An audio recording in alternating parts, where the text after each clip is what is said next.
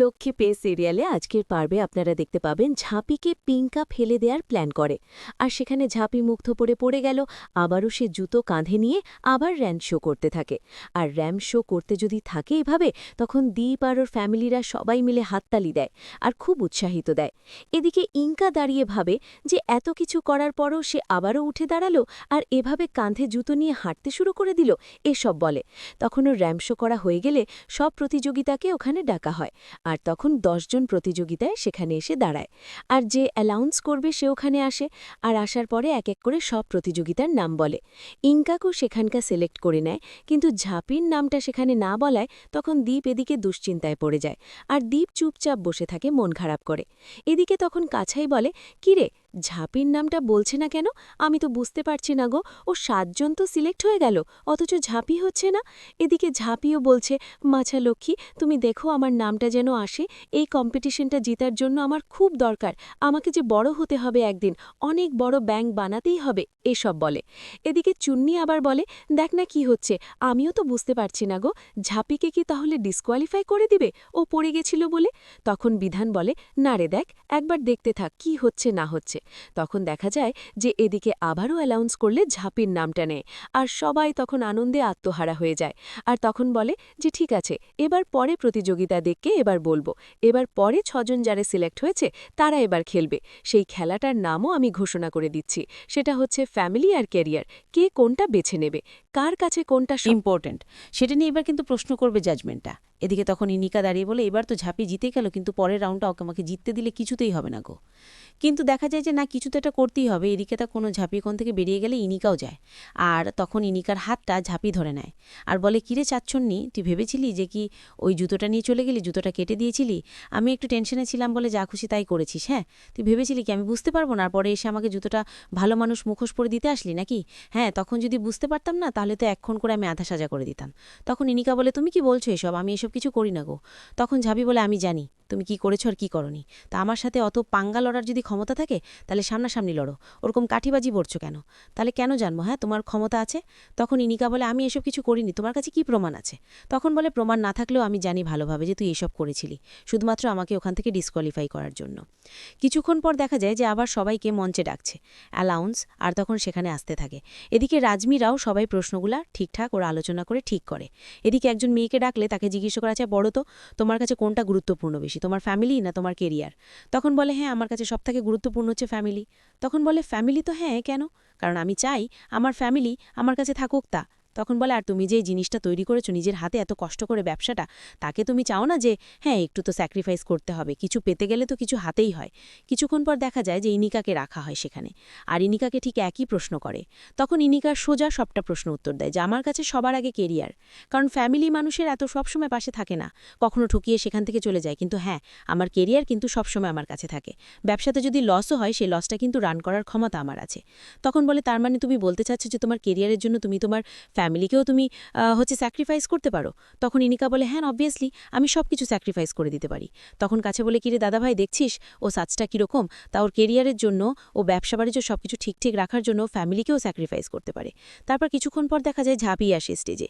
আর ওকে একবার প্রশ্ন করা হয়, আচ্ছা একটা কথা বলুন তো, আপনার আগের প্রতিযোগিতা বলল যে ওর কেরিয়ারের জন্য ওর ফ্যামিলিও স্যাক্রিফাইস করতে চায়, কিন্তু আপনার কি মনে হয়, আপনি কি সেটাতে একমত যে আপনি আপনার ফ্যামিলির জন্য কেরিয়ার স্যাক্রিফাইস করবেন না?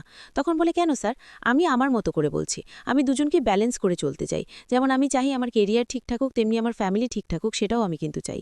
আমার একটা ছোট্ট কোম্পানি আছে, সেটাতে যেমন আমি রোজ একটু একটু করে যত্ন তৈরি করছি, ঠিক একই রকমভাবে আমি চাই যে আমার স্বামী, তার পরিবার, সবাইকে আমি দুবেলা রান্না করে আমি তাদের সঙ্গে আনন্দে কষ্টে আমি সবসময় তাদের পাশে থাকি। আমি দুজনকেই ব্যালেন্স করে চলতে দেই। এসব কথা বললে ওদের কথা বলা হয়ে গেলে আবার অ্যালাউন্স করে আর তাদের প্রতিযোগীদের নাম বলতে থাকে। বলে, এখান থেকে ৩ জন প্রতিযোগীদের নাম বলা হবে। তখন সেখানে ইনিকা আরেকজনের নাম বললে তারপর কিছুক্ষণ পরে ঝাঁপির নাম বলে। তখন ঝাঁপি বলে, যাক, আমি তো এবারও পেরেছি। এদিকে ইঙ্কা বলে, ও তো ২টো রাউন্ডেই জিতে গেল, কিন্তু এবার তো লাস্ট রাউন্ড, কিন্তু এটাতে আমি কিছুতেই ওকে জিততে দেব না গো, যেভাবেই হোক না কেন আমাকে বাধা দিতেই হবে। এসব বলে এদিকে দেখা যায় যে ঝাঁপির সঙ্গে সবাই দেখা করতে এসছে। সেখানে আসে চুন্নি, নীল, আর সেখানে দীপ এসছে। এসে তখন ঝাঁপিকে বলছে, কিরে, আমি তো সত্যি যতটা ভেবেছিলেন তার থেকে তুই বেশি কিছু করে দেখিয়েছিস আমাকে। সত্যি বলছি, আমি অ্যাকসেপ্ট করিনি যে তুই এত ভালো ওখানকে পারফরমেন্স করছিস। করতে পারবি। এদিকে ইনকা বলে চলে এসছে দল বেঁধে সবাই দেখা করতে। দেখি তো কি বলছে। তখন দীপ বলছে ঝাঁপিকে, শোন ঝাঁপি, একটা কথা বলছি, এবার কিন্তু ভালো করে কিন্তু খেলবি।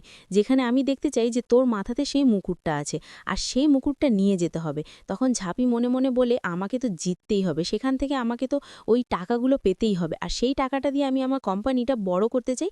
তারপর যদি আমার পাশে সেই চেয়ারটাতে তুমি এসে বসো, শুধুমাত্র এই কারণে আমাকে বড় হতেই হবে। এসব বলে কিছুক্ষণ পর ওখানকার ইনকা দাঁড়িয়ে থাকে আর বলে, এবার তো যা ব্যবস্থা আমি করব, এবার কিছুতেই তোমাকে জিততে দেব না আমি, দেখে নিও ঝাঁপি। এসব কথা বলতে থাকে। এদিকে তখন সবাই হাসাহাসি করে, আর তখন কাঁসা একটু এদিকে নিয়ে আসে ঝাঁপিকে, আর এসে বলে, এই শোন একটা কথা বলি, ওই সাতশুনিটা না এখানে আছে, ওর মুখে তুই ঝামা ঘষে দে, তোকে ঝামা ঘষে দিতে হবে, আর তার সাথে সাথে আমার মায়ের মুখও ঝামা ঘষে দিতে হবে, তোকে তো থোতো মুখ করে দিতে হবে। তখন বিধান বলে, বাঘের বাচ্চা। তখন কাঁসাই বলে, নে আমরা সবাই মিলে একবার চিৎকার করে বলি, বাঘের বাচ্চা। তখন সবাই মিলে চিৎকার করে বাঘের বাচ্চা বলে। তখন বলে, ঠিক আছে চল এবার আমরা যাই, আবার ওদেরকে ডাকবে। তখন সবাই চলে গেলে দীপ ঝাঁপির হাতটা ধরে বলে, কি রে টেনশন হচ্ছে? তখন বলে, টেনশনে কোনো কারণ নেই, তোকে জিততেই হবে। তখন ঝাঁপি বলে, আমি আমার জান প্রাণ সব লড়ে দেবো এই কম্পিটিশনটা জিতার জন্য। তখন ওরা চলে এলে ঝাঁপি গ্রিন রুমে এসে বসে, আর তখন ইনকা বলে, এবার দেখো তোমাকে কি করি, তুমি তো বর্ধমানে ফিরে যাবেই, কিন্তু হ্যাঁ খালি হাতে ফিরবে। এদিকে তখন ইনকা একটা ওয়েটারকে ফোন করে আর ডাকে, আর তখন সেখানে আসে। এদিকে একজন ক্যামেরাম্যান আসে আর বলে, ম্যাম আপনার কিছু একটা আমরা ইন্টারভিউ নিতে চাই, আপনি একটু বাইরে আসবেন তো? হ্যাঁ চলুন।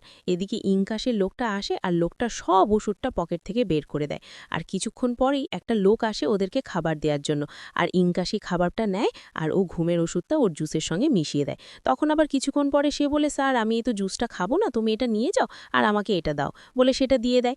এদিকে দেখা যায় যে সেই জুস ঝাঁপিকে নিয়ে এসে ওটা দিয়ে যায়। তখন ইনকা বলে, খাও খাও, খুব ভালো করে খাও, আর সেই জুসটা খেয়ে না তুমি ঘুমিয়ে পড়ে। এদিকে ইনকা বাইরে এসে রনিকে ফোন করে আর বলে, রনি ঝাঁপি 2টি রাউন্ডে জিতে গেলেও কিন্তু নেক্সট রাউন্ডে কিন্তু জিততে পারবে না, আমি এমন ব্যবস্থা করে দিয়েছি। আগাম পর্বে দেখতে হবে যে ঝাঁপি ও জুসটা খায়নি। আর ইনকাকে বলছে, কিরে সাতছুনি, তুই ভেবেছিলি যে ও জুসটা খেয়ে আমি ঘুমে পড়বো, কিন্তু না, আমি ঘুমে পড়িনি। এদিকে দেখা যায় স্টেজে অ্যানাউন্স করছে আর সবাইকে বলছে যে একটা ডিম অমলেট করতে হবে, আর সেই অমলেট নিখুঁতভাবে যে সবার আগে করতে হবে সে কিন্তু আজ সেরা উন্নয়ন হবে। এসব বলে। তো আজকের পর্বটা কেমন হয়েছে?